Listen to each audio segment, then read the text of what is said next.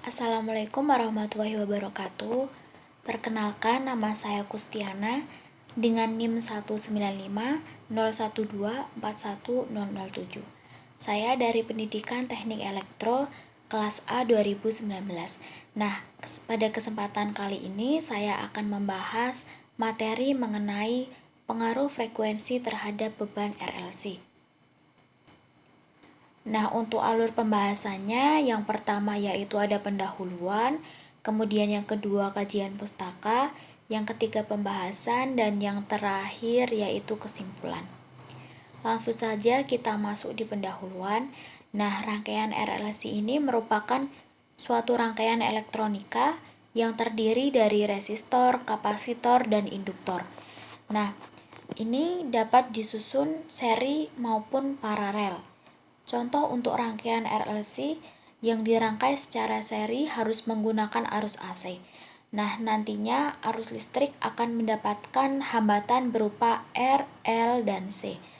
Hambatan tersebut dinamakan dengan impedensi. Impedensi adalah kombinasi yang dirangkai secara vektor dari XL, XC, dan XR yang besarannya dapat diukur dengan satuan Z. Kemudian selanjutnya kita masuk di kajian pustakanya. Nah, yang pertama itu beban resistif. Nah, beban resistif yaitu beban yang terdiri dari komponen tahanan ohm saja. Nah, seperti elemen pemanas, kemudian ada lampu pijar. Beban jenis ini hanya mengkonsumsi beban aktif saja dan mempunyai faktor daya sama dengan 1. Nah, ini untuk persamaan dayanya ada rumusnya yaitu P sama dengan VI. Untuk keterangannya yaitu P adalah daya aktif yang diserap beban, kemudian V ini adalah tegangan yang mencatu daya. Kemudian yang kedua yaitu beban induktif. Beban induktif yaitu beban yang terdiri dari kumparan kawat yang dililitkan pada suatu inti seperti koil, transformator, dan solenoida. Kemudian beban jenis ini menyerap daya aktif dan daya reaktif. Ini ada rumusnya, persamaannya daya aktif yaitu P sama dengan VI cos Pi. Nah, untuk keterangannya, P adalah daya aktif yang diserap beban, kemudian V-nya itu tegangan yang mencatu beban, I-nya arus yang mengalir pada beban, Pi-nya sudut antara arus dan tegangan.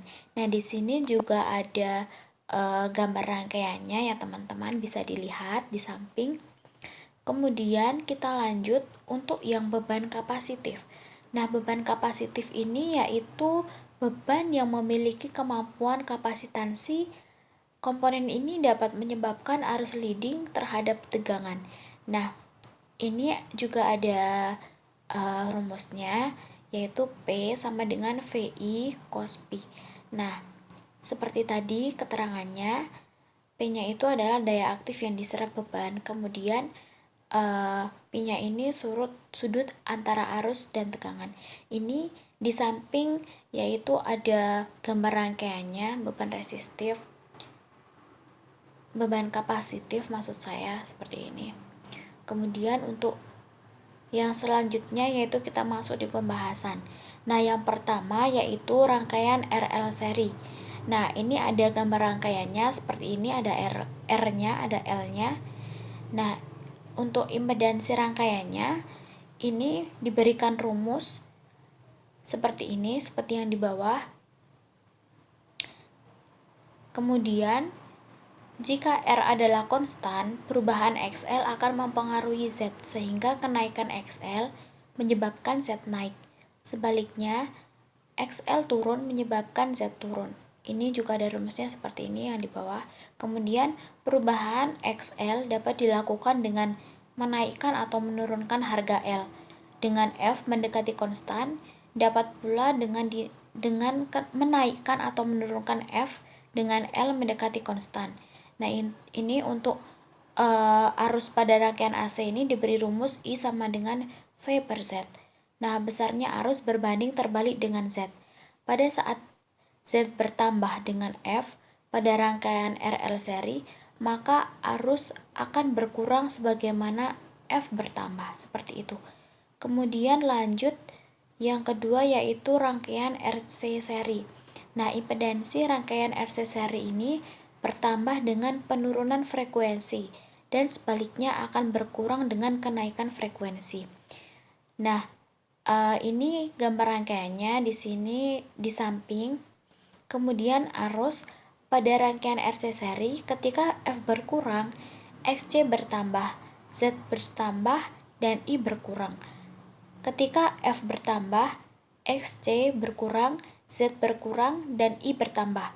Nah, hubungan ini berkebalikan dengan rangkaian RL seri, sehingga dapat dikatakan bahwa efek kapasitor dan induktor pada arus pada rangkaian RC dan RL adalah kebalikan. Seperti ini, di sini juga ada rumus impedansinya dan ada rumus XC-nya.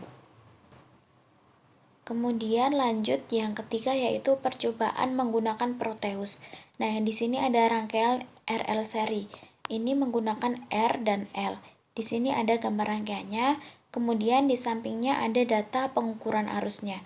Nah, di sini tampak jelas sekali ada frekuensi, phase sumber, dan arus. Di sini ada datanya semua. Kemudian percobaan menggunakan Proteus yang kedua yaitu ada rangkaian RC seri. Nah, di sini menggunakan R dan C. Ini ada gambar rangkaiannya. Kemudian ada juga data pengukuran arusnya. Ini di sampingnya ada frekuensi, phase sumber, dan arus. Di sini datanya ada semua. Kemudian yang terakhir yaitu kesimpulan. Nah, berdasarkan hasil simulasi Proteus mengenai pengaruh frekuensi terhadap beban RL dan RC seri, maka dapat disimpulkan bahwa besar kecilnya frekuensi berpengaruh terhadap arus rangkaian baik pada rangkaian RL maupun RC.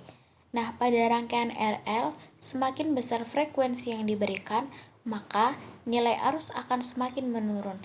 Sedangkan dalam rangkaian RC seri, semakin besar frekuensi yang diberikan, maka akan semakin naik pula arus yang mengalir di dalam rangkaian.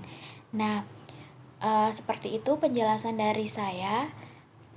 Apabila banyak kesalahan saya mohon maaf. Wabillahi taufiq wal hidayah. Wassalamualaikum warahmatullahi wabarakatuh.